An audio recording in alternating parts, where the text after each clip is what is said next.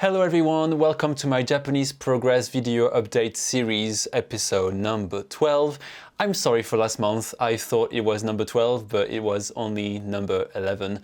So yeah, sorry. So now officially it's been a year of me learning Japanese for real, every day, regularly, and updating you with my progress. And in this video, I think I'm gonna ramble on a little bit, but I still hope you'll find value in it. I always try to make sure that my videos have value. First, I will talk to you about the things that I've been doing this month in terms of resources and stuff. And then I wanted to sort of develop a little bit about organization and finding time to study, because this is something that I've been struggling a little bit with, but I will explain all that in a bit. So the resources that I've been using are sort of the same as usual. I've been doing Anki every day, so I'm not really going to expound on that too much. I am trying to start a new deck which corresponds to Japanese from 0 to here. But I haven't found the time to do it because I'm trying to not do more than 30 minutes of Anki every day, because above that I feel like it's a little bit too much. So what I'm trying to do essentially is to decrease my reviews of the other decks, and then once my reviews will be lower, then hopefully I will be able to start on my third deck. Because what I want to do really at the end of the day is to be able to learn the vocab alongside this textbook. And yeah, and I just think it's a bit nicer if whenever I finish one lesson from the book, I can then move on to learning the vocab. But again, I'm going to talk about organization in this video a little bit later, so stay tuned. And yeah, so I've been using Japanese from 0 book 2. These books were, I'm going to show them again, these books were offered to me by George Trombley, the author of the book series, so I'm really grateful for that, and I've been looking forward to getting started with them for a long time, and I finally managed to do that, so it's exciting. This book is still beginner level, so there are some things that I know, but I'm also learning quite a lot of stuff, even in the first few lessons, so I was quite pleased with it. And it also will allow me to go through the katakana again, because I can sort of read katakana, but I can't really write it, and I still struggle to differentiate some of them, you know, like which one is similar? Shi and ji, I think, are similar, and then the other one is N and so, I think. So these ones, for example, are still tricky, but I think they're tricky for everyone. I mean, for the learners of Japanese. Anyway, so I've been liking the lessons in the book, because they're very simple, very straightforward, not too intense, but you still feel like you learn a lot. So I'm liking that, and also I like watching George's videos that go along the book. So if you're not aware, for each lesson the author has a video where he goes through the lesson, not everything, but it goes through the main information, and it's just very funny and very entertaining. And it's just, I like the fact that you can go through one lesson, so it's all paper based, and then you can watch a video which will recap on some of the things that are covered in the lesson, and it's just a different way of presenting the lesson, which is nice and helps me personally to remember the lesson. So I've only done 2 chapters of it out of 12 or 13, so it would be a bit too early for me to review the book, but as soon as I'm finished with it, I will do that. So basically, I'm going to say that now, but the things I'm planning to do for next month, and I have in mind that I'm going to Japan in April, so that's about in a month and a week. So it's very soon, very exciting, but I want to try as much as possible to get through as much Japanese as possible, so I can express myself more easily. I don't know, it's just a motivating sort of thing to look forward to, because going to Japan makes me wanna study more, because I want to be as ready as possible to speak Japanese. I'm not going to be fluent, but I want to be as fluent as I possibly can by the time I'm in Japan, and yeah, and just try to practice all the stuff I've learned while there. So yeah, if I could finish this book, that would be nice.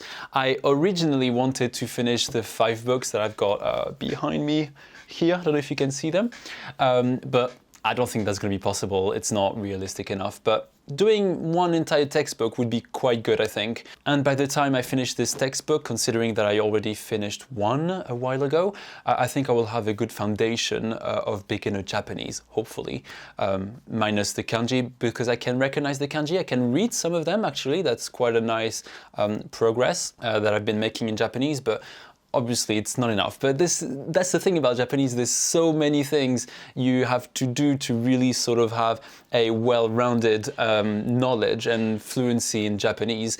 So I don't know, it's just kind of overwhelming a bit. Not overwhelming maybe, but just sort of like you never feel like you're done with Japanese. And I'm not even saying in terms of fluency so much, but even at your level, whatever level you are, there's still things you still need to sort of work on to just be better at Japanese. So before the video gets too long, I want to talk a bit about productivity and organization, because it's something that I've been working on for, I don't know, I feel like my entire life, but really for a year since I've been focusing heavily on Japanese.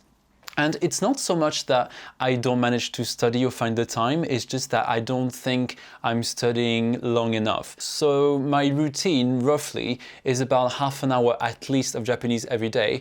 And it's kind of easy for me to do because it's basically on Anki. And then, you know, I can do that on the bus, you know, before going to bed, like, you know, 5 minutes here and there.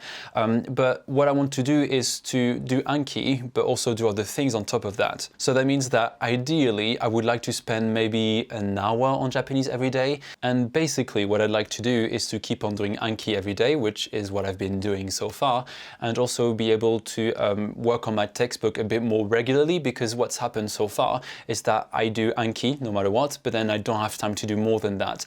And learning a language through Anki is not enough.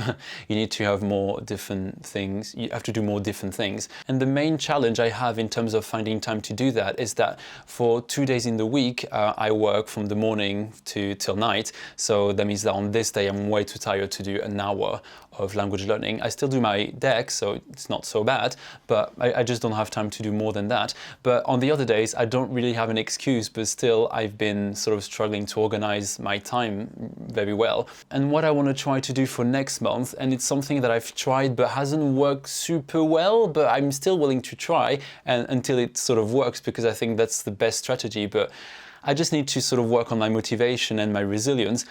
And this thing is essentially to schedule when I'm going to do language learning. So some people, including me, will just sort of do language learning whenever they think they will have time. And often what happens is that I do language learning at 9 or 10 p.m. when I'm supposed to go to bed or cook or do whatever. You're sort of in like an emergency mode, because you know you realize that you didn't do it and you want to do it, so you do it at the last minute.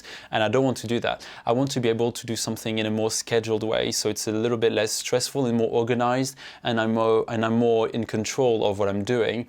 And yeah, so I'm gonna decide probably after this video that I'm gonna spend an hour at this specific time of the day on all the days that I decide to do that and make sure that I stick to it. I don't think I will do an hour specifically, but maybe if I do half an hour, that would be a good start, so that I can sort of organize my time better. And not managing to find the time to do everything I want to do means that I haven't started on watching a Japanese series on Netflix, which I want to get started on. It is a bit difficult at my level, because obviously it's things aimed at native speakers, so people that are usually quite advanced in the language. But still, I think it's a nice thing to do, and it's better than not doing anything. I don't think it would hurt me. So I'm really trying and willing to do that. So yeah, I think my challenge for this month is not so much about, you know, studying, because I study, but finding time to study a bit more, because that's what I want to do. You know, some people study half an hour every day and that's fine by them. But for me, I want to study more than that, because I'm just that dedicated to Japanese. The one thing that's nice is that I've been doing Anki for 8 months now, I believe, and it's great because I don't have to think about it. Every day I just always remember to do it, and it's always on my mind. Like, I feel like my brain is conditioned to do Anki no matter what, and I always find time to do it, which is a great thing. And I think it does show that once you've created a habit for you, it becomes much easier. You do it without thinking, and I don't know, it's like your brain does everything it can to do it no matter what, and that does make it much simpler because you're sort of on automatic mode. Because before you have a habit which is sort of established, you just have to remember, you have to find motivation, you have to sort of, I don't know, it just takes more brain power, I think, to do, but with Anki I don't have that, so I'm quite excited about this. And I think that's all I wanted to talk about in this video. I hope that wasn't too messy. As I said, I always try to make it useful as much as possible, because as much as it's quite nice for me to talk about me, I guess, I still want you to find something useful and something that you can take away from this video series. So that is it for today. I will see you next week for another video, and in a month for the next Japanese progress update video, and I will see you later. Bye!